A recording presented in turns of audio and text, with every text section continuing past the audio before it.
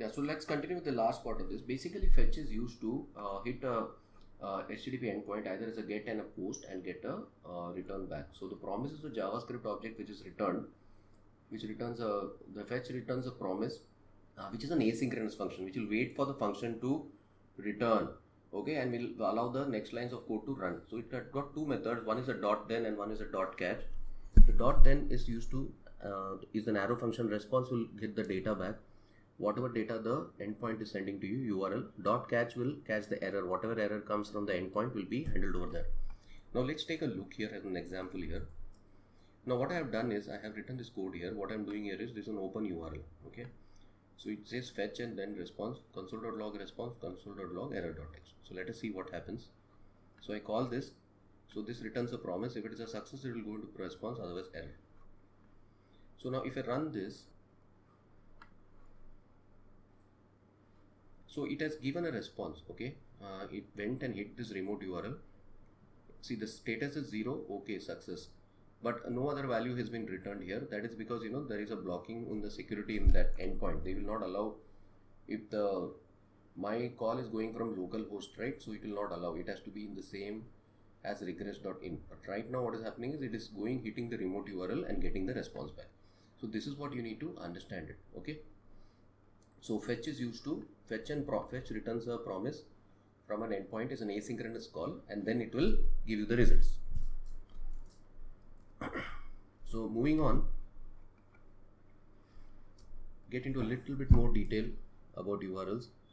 Now if you want to send a post, usually you will send data to update it, right? So what will happen is, look at here. So here is a user, you create a JSON, and see, as I told you, you will say let response. The only thing you're adding is you're adding an await method. Await method makes it more asynchronous, which wait for a response. You'll say let response await fetch.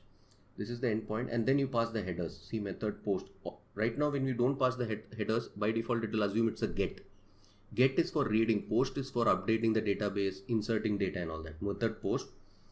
And headers, you have content type, application JSON, character set. So your whatever is that endpoint accepting. Okay, right now it is just accepting a text. What is the body? So this is the main thing which is going to be submitted to the endpoint, and that endpoint will process this, right? So this JSON.stringify is this user. Now what is this user? It is your object array. It's basically an object here. We created object. But before that, see, what you have to do here is you have to serialize it. You see JSON.stringify. Can you see this?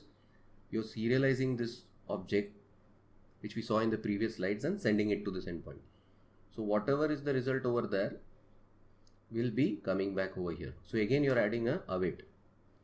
So this result, the only difference is between that code is await is an asynchronous method which waits for the response. Okay. So we actually cannot try this because we don't have any URL right now.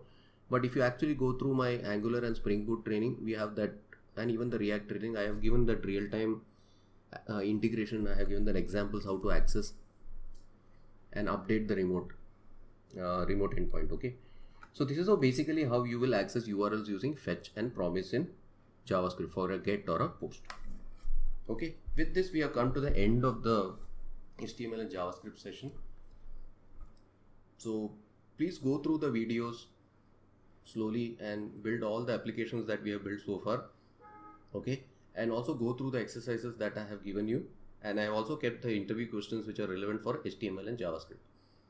Thank you very much for